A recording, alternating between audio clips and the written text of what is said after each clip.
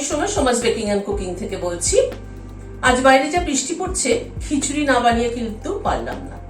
আজকে খিচুড়িটাই আপনাদের সাথে শেয়ার করছি। চলুন তাহলে দেখি।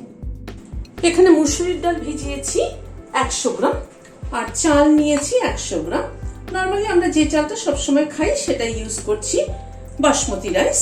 দুটোর পরিমাণই সমান সমান। ভালো করে ধুয়ে হাফ এন আওয়ার মতো ভিজিয়ে রেখেছিলাম। খিচুড়িতে সবসময় ডাল চালের পরিমাণটা সমান হলে খেতে বেশি ভালো লাগে। শুরুতে যে ভিডিওটা দেখলেন সেটা আজকের আমাদের কমপ্লেক্সে বৃষ্টি হওয়ার দৃশ্য। তাড়াতাড়ি করার জন্যই কিন্তু আজ খিচুড়িটা প্রেসার কুকারে করব। রান্নাটা সরষের তেলে করছি। সরষের তেল দিচ্ছি।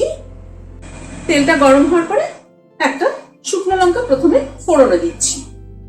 কেউ ঝাল বেশি খেলে এখানে কিন্তু 2-3টে শুকনো লঙ্কাও কিন্তু দিতে পারে। কালো জিরে দিচ্ছি বেশ খানিকটা, মানে 1 চামচ মতো কালো জিরে আমি এখানে দিলাম।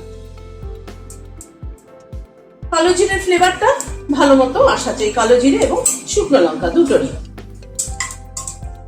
ফোড়নটাকে একটুখানি ক্র্যাক করিয়ে নিচ্ছি।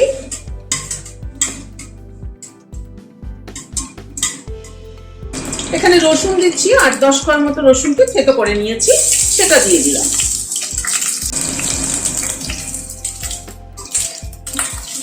রসুনটাকে আগে একটুখানি ফ্রাই করে নিচ্ছি। কালো জিরে, শুকনো লঙ্কা এবং রসুন তিনটের কম্বিনেশন কিন্তু দারুণ সুন্দর, ফ্লেভারটা কিন্তু খুব সুন্দর হয়।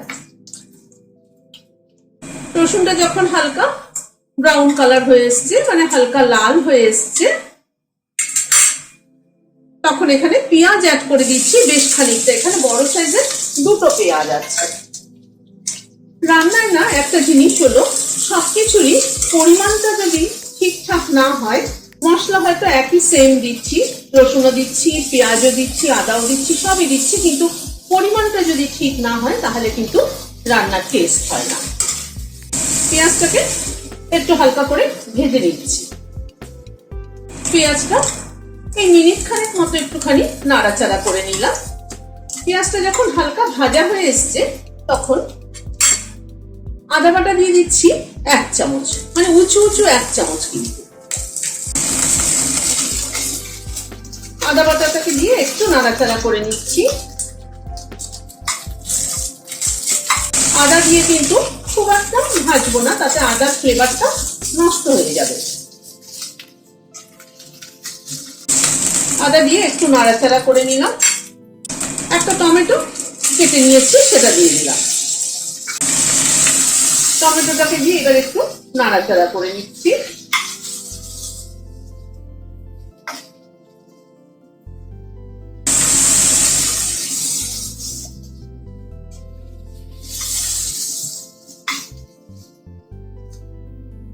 হলুদ দিয়ে দিলাম 1/2 চামচ। হলুদটাকে দিয়ে একটু নাড়াচাড়া করে নিচ্ছি।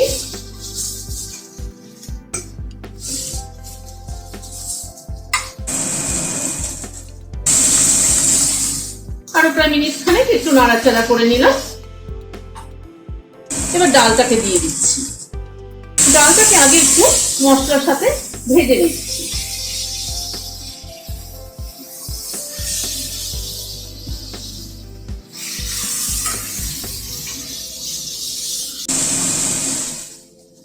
ডালটাকে দিয়ে মিনিট 2 একটু নাড়াচাড়া করে নিলাম।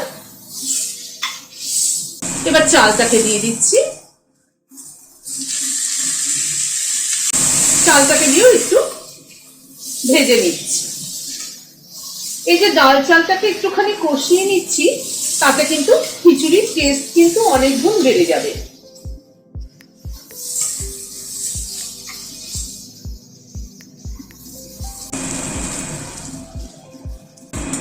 চালটাকে দিয়েও আবার মিনিট 2 একটুখানি নাড়াচাড়া করে নিলাম।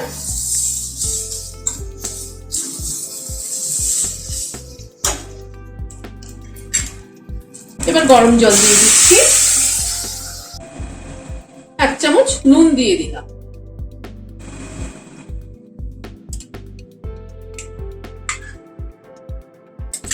আর একটু জল লাগবে মনে হচ্ছে, আর একটু জল দিচ্ছি। 2টো কাঁচা লঙ্কা মুখটা চিড়ে দিয়ে দিলাম। দিয়ে প্রেসার কুকারে ঢাকনাটা লাগিয়ে দিচ্ছি।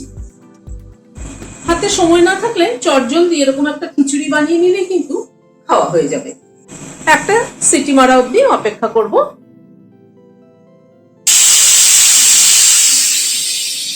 একটা হুইসেল আসার পরে গ্যাসটা বন্ধ করে দিলাম। স্টিমটা রিলিজ করার পরে প্রেসার কুকারটা খুলে দেখে নিচ্ছি।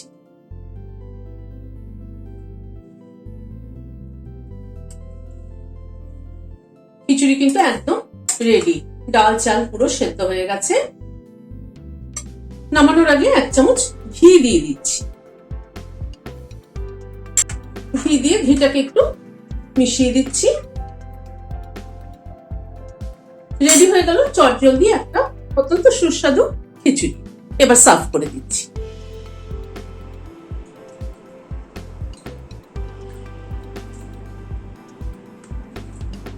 খিচুড়িটা কিন্তু নুন মিষ্টি ঝাল তিনটের ব্যালেন্স একদম ঠিক আছে। আর সাথে ইলিশ মাছ ভাজা, আলু ভাজা এবং পাঁপড় ভাজা তিনটে দিয়ে কিন্তু দারুণ মজা খিচুড়ি খেতে। আর বাইরে যা বৃষ্টি হচ্ছে তাতে কিন্তু ইলিশ মাছ ভাজা দিয়ে খিচুড়ি কিন্তু একদম জমে যায়। আপনাদের কেমন লাগলো আমাকে কমেন্ট বক্সে জানাবেন। ভালো লাগলে একটা লাইক এবং সাবস্ক্রাইব করার অনুরোধ রইল। আজ তাহলে এখানে শেষ করছি। নমস্কার।